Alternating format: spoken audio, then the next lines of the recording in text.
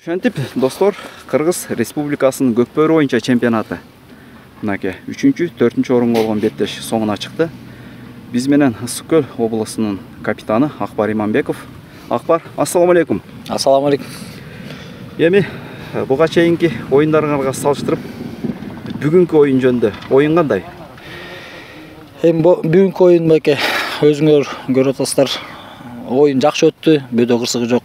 Самый главный 6 саныбыз аман эсен, Кудайга шүгүр. Бирок оюндарды алып келсек, буга чейинки оюндарыбыз баары аябай эле кыйын болду.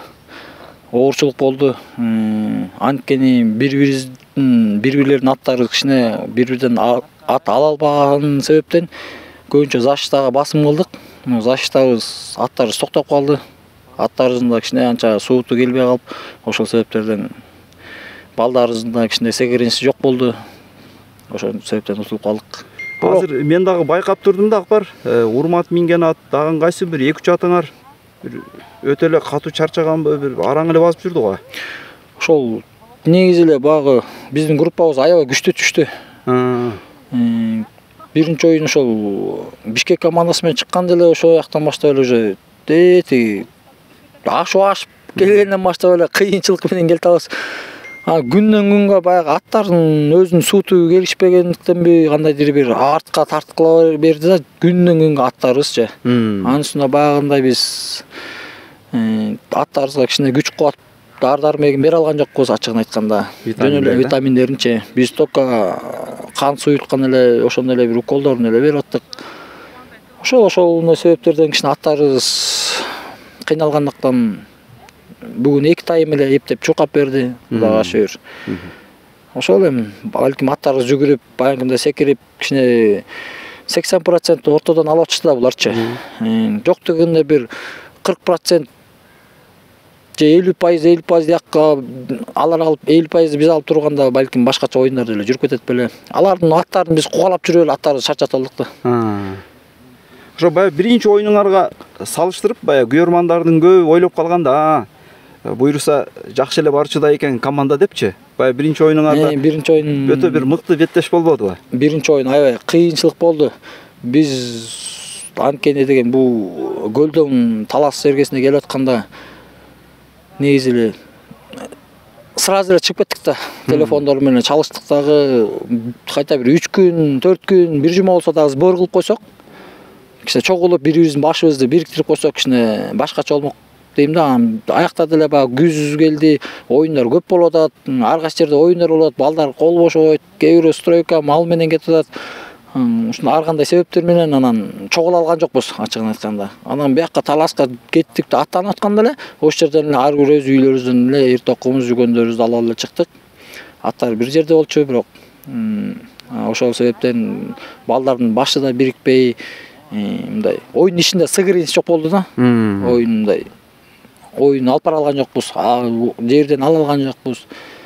Анын үстүнө жаш балдарыбыз көбүрөөк бияктан. Да бир 3-4 бала калып калды, Кудай буйруса. Ошол балдар келгенде да башкача да оюнда көрүлмөк. Ошол себептерден биякта оюнубуз жаш балдар кичине ушул оюнга биринчи жолу арена деп коебуз. Ошо аренага биринчи жолу кирип атат, ошол себептерден кичине артка тартылып калдык. Анан Акбар, азыр кече дагы байкадык, мурункуда дагы, бүгүн дагы жакшы жеңип атты жанагы 7-чи катардагы Байыш деген жигитиңер. Бул жигит жаңы өсүп келип аткан жигит окшойт, а? Негизи бул Байыш ушул Түп районунун Балбай айылында жашайт. Бул балабыз Кудайым буйруса биринчи оюнга чыгышы негизи Нарын жергесинен барып Мурас командасына ойноп берген. Аяктан дагы бир Нарын бир командага бир катар менен 3 гол жараткан бул бала. Кудай буйруса мындан ары дагы биздин именно ошо биздин мен жаныма жүргөндүктөнбү же ошо жаңы балдар кошулуп калды, ошол себептерденби кандайдыр өзүн бош кармап улак тарта албай калды, мындай кичине кандайдыр бир коркуу сезим пайда болуп ушундай ойноду да. Эгерде мындай жакшынакай өзүн бош коюп, Манас, Баяман дегендер оюнга түшүп кичине көнөчөт адам баласы. Ошол себептерден болот атабы дейм да, өзүн кичине мындай бош ала албай да, толкундоо болуп атат сүрдө. Ата Кудайым буйруса бул Байыштын келечеги кең. мындан аркы кийинки оюндарга дагы үйрөтөбүз. Бул баланы биз дагы ачыгын айтканда мен ушул оюнга келип талакка келип байышты өзүмдүн жердешим, бирок биринчи жолу ушундай тартканын мен өзүм күбө болуп атам. Кудайга буйруса мындан ары келечек кеңкен иншалла. Өсө турган жигит. Ошо азыр жаракат алып больницага кеткен турбайбы? Себеби кечээ бүйөрмандардын көбү кайрылуу жасаганда ошол байыштан интервью алыңчы байке депчи, бул каяктан келген жигит, эмне болгон жигит дешипчи. Ооба, ушу көлдүн кулуну Балбай атанын тукумунан дегендей, Кудай буйруса. Бул баатырлардын тукумунан да иншалла. Баары кан айланып келеткен бир баатырлардын биричи. Анан бул бай элдин эл оозунда элек жок дейт. Адам баласынын көзү жаман экен. Ошо анча-мынча көзү да тийип атты. Эми буйруса келечекте алда бул балага өзү 2003-жылкы бала. Ошону айтып атам. Жаш жигит болуп атпайбы? Жаштар эмесин ойномок, бирок жаштардын өзүбүз машвара кылып ушу сборный командага, өз чоң командага кошо алганбыз да. Эгер жаш командаларга барганда жакшы, мындан да жакшы ийгиликтер жаратмак деп ишенебиз да. Өзү дагы бойлуу, моундай далдуу жигит турбайбы? Балбай атанын тукумунан да. Мындайча айтканда, баатырлардын тукумунан да. Баатырлар. Кечеги да көрдүңбү? Булитте кандай бер кылды? Салып туруп, анан аттын капталына жабыш алып кетип калды. Бу эми ошол улакты менимче гол деп эле эсептейм да. Баары деле мен деле ишене эле аттым, баары утаарыбыздычы. Анткени Бишкек шаарында аябай эле аттарыбыз күчтүү болуп үстөмдүк кылдык. Бирок алардын оюнуна түшүп алдык да биз. Өзүнүн баягы кандайдыр оюнубузду жоготуп, алардын оюнуна түшүп алдык. Ошол себептерден анан ушундай болуп калды. Бирок эми ал бала карабайсызбы? Баягы характери бар да байке. Любой спортчуда да характер болот да. Характер болсо алдыга умтулат, өсөт. Бул балада характер бар да. Ошон үчүн ушундай жасады да. Аягына чыгара жасайт да. Майын чыгара жасайт. Буйруса. Акбар, эми баягы тажрыйбалуу оюнчу катары сен өзүң көз карашың, мисалы ушундай оюндар негизи эле республикалык клубтар аралык турнир болобу? Ошол аттын күчүн бара-бара оюндан оюнга, мисалы баары эле финалга жетебиз, чемпион болобуз деп ойлойт да, аракет кылат ошого. Ооба. Ошону кантип сакташ керек, ошо аттын мындай кантип контролдош керек күчүнчү? Ошону башынан баштаганда эле 12 ат бекеринен айткан эмес да, 12 атты бирдей карагыла, текши карагыла, текши салгыла депчи. Бизде командаларда ар бир жерде эле баягы кемчиликсиз эчтеке жок. Адамыбыз ар бирибиз кемчиликтүүбүз да. Ошол себептерден 12 атты бияк тренерден зависит этет да. Тренер. Биз мисалы үчүн тренерибиз дагы бирок оюн игровой тренер, биз оюн ишине кирип кетсек сыртта калып калат да. Анан сыртында башаламан болуп кетет да. Анан баягы эле саналуу эле көзгө асарлык эле 4-5 атты эле кайра-кайра эле сала бердик. Ошол себептерден кийинки оюндарга чыдабай калгандык ушундуктан да. Оюнун 2 атты бирдей бир кылка салсаң, 12 ат бирдей жүрүп, башынан аягына чейин бир кылка болуп, до конца оюнга чыдап берет да булар. И ошого сууту келиш керек. Ошончолук деңгээл да. Деңгээлге. Кичине биздин аттарыбыздын азыр казылары эрийлик да. Чын айтканда, булчуң боло элек кезде эле эрте салып алдык да. Жакшы. Анан Акбар баягы комментарийде Азимди дагы сурашып атат. Ал эмне курамга кошулбай калды? Болотул Азим эми баягы өзүнүн иштерине байланыштуу өзүңөр угуп атасыңар, Кумтөр компаниясына кирип кеткен. Иштери жакшы, жашоо турмуш билесиңер азыр кичине заманыбыз кыйыныраак. Жеке эле баарыбыз эле улак менен, азыр мурун анын жашоосу улак менен болчу.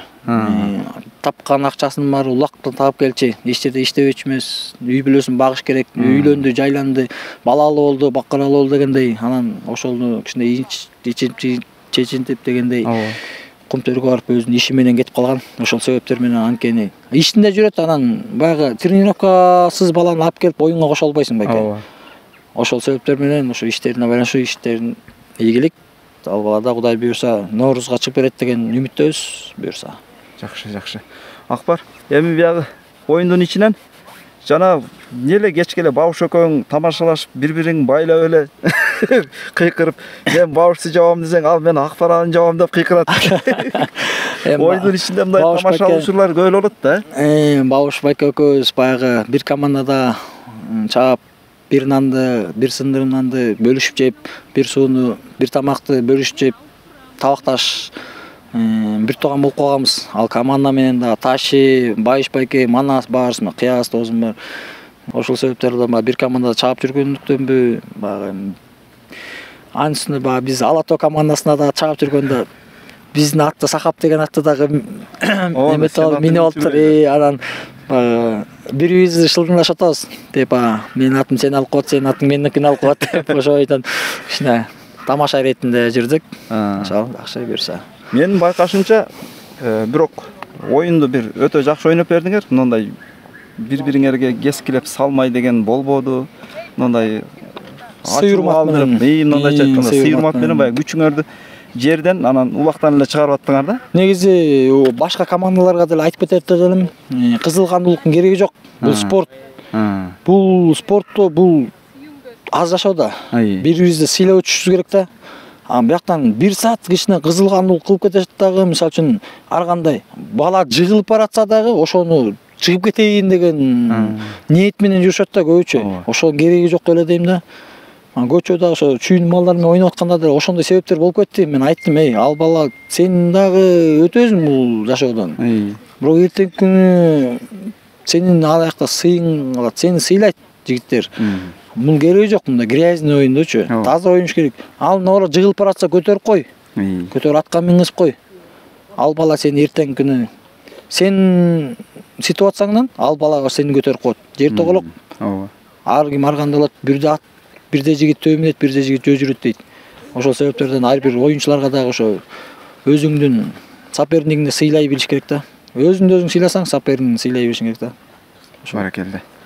Акбар, эми буйруса алдыдан орус келип атат. Азырынча эч кандай жаңылык жокпу сенде? Жаңылыктар сенен улуп элек көбүнчө. Жаңылыктар эми жаңылыктар чоң, жаңылыктар бар. Жаңы клубтар ачылып атат буюрса. Баягы көп айтып атат, Акбар уже жашың келип калды.